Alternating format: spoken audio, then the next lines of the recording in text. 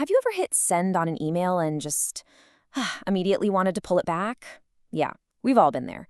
But in the professional world, one single message, poorly written, can be the difference between landing a huge client and completely losing an opportunity. The stakes are really high, but the rules for getting it right, they're actually surprisingly simple. So let's dive in and really master the art of professional correspondence. So, here's our game plan. We're going to build your communication toolkit right from the ground up. We'll kick things off with the foundational rules, the ones that apply to every single message you write. Then, we'll unpack the single most important structure for clear writing, which is the ABC format.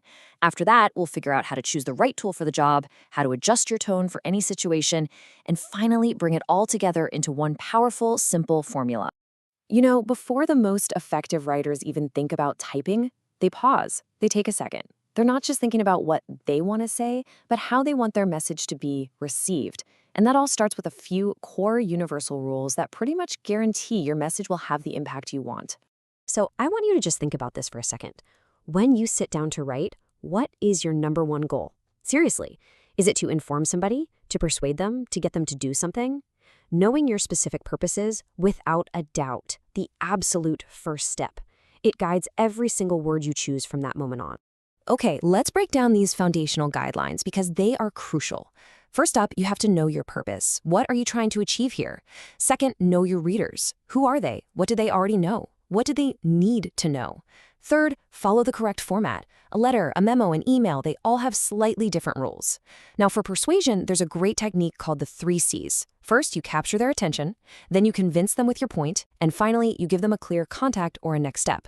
But honestly, the most important thing on this slide is the last one, the you attitude. This is a total game changer. It's about shifting your entire mindset from I want or I need to here's how this helps you. It's about empathy, really putting yourself in your reader's shoes. That's the secret to getting people on your side. And here are just a few more essential rules to finish off our foundation. First, if you have a lot of complex info, use an attachment. It keeps your main message clean and right to the point. Second, see the handshake? Always be diplomatic. Use words that build bridges, not burn them. Third, and this one is non-negotiable, edit carefully. Think of that magnifying glass. You have to hunt down typos and grammar mistakes because they just kill your credibility. And finally, in today's world, you have to respond quickly. A fast reply shows respect and professionalism. It's as simple as that. All right, so if those core rules we just talked about are the why, then the ABC format is the how. This is your blueprint. It's a simple 3-part framework for structuring any piece of writing to make sure it's logical, super easy to follow, and pretty much impossible to misunderstand. Think of it this way. A is for abstract. In Arabic, you could think of it as the khulasa or the summary. This is your opening. You get straight to the point and state your purpose immediately. No long, boring intros. B is for body, or al-matan. This is where you put all the details, the data, the evidence that supports what you said in the abstract. And C is for conclusion, al-khatima. You wrap things up with a clear takeaway or even better, a call to action. What do you want the reader to actually do next? This quote right here really drives home a crucial point. While the abstract is what hooks your reader and the conclusion tells them what to do, the body does all the heavy lifting. This is where you actually build your case. It's where you lay out your paragraphs, your bullet points, your data, all the substance that proves the point you made in your opening. Without a strong body, your message is really just an empty claim. So you know the rules, and now you have your ABC structure. Great. But which tool do you actually use?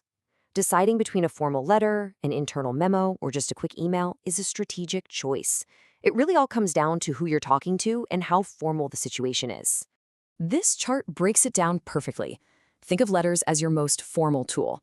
You use them when you're talking to people outside your organization, like for official job offers or formal notices. Memos, on the other hand, are for internal communication. They're a bit more formal than an email and are great for things like policy updates or big announcements inside your own company.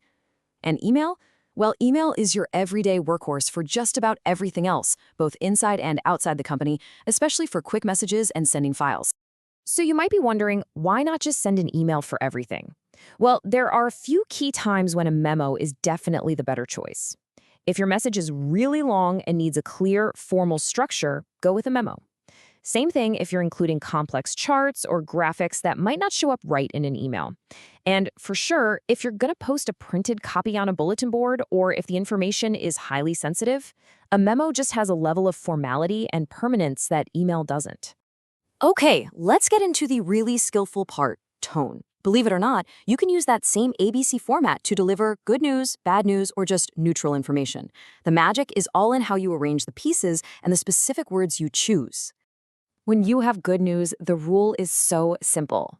Don't bury it. Your abstract, that first sentence, should deliver the good news right away. Lead with the congratulations or the I'm happy to tell you your proposal was approved. This direct approach just feels good, it sets a positive tone, and it shows you respect your reader's time. Delivering bad news, yeah, that's way trickier. The key here is to buffer it. Now, buffering doesn't mean hiding the truth or being confusing, not at all. It just means you soften the opening with something neutral or appreciative before you clearly and professionally deliver the bad news in the body of the message. It's a sign of diplomacy and respect. This is such a fantastic example of what I'm talking about. Look at the left, the wrong way. It's full of negative, blaming words like complaints, failure, unworkable. It just feels confrontational. Now look at the corrected version on the right. See how complaints becomes comments and failure is reframed as an issue of functioning? The entire tone shifts from being accusatory to being collaborative, just by choosing better, more constructive words. It makes a huge difference. And for most of your messages, the neutral ones, like asking for information or making a quick announcement, the approach is simple. Be direct. Your abstract should get straight to the point. State your purpose clearly right in the first sentence. Something like, here's the information you requested about the upcoming workshop. It's clear, it's efficient, and it's professional. Okay, we have covered a lot. We've gone through the core rules, the ABC structure, the different tools, and how to manage your tone. So how do we wrap all of this up into a simple, powerful approach that you can literally use for every single message you write from this day forward? Here it is. This is the formula. This is all you need to remember. Start with a you attitude. Always think about your reader first.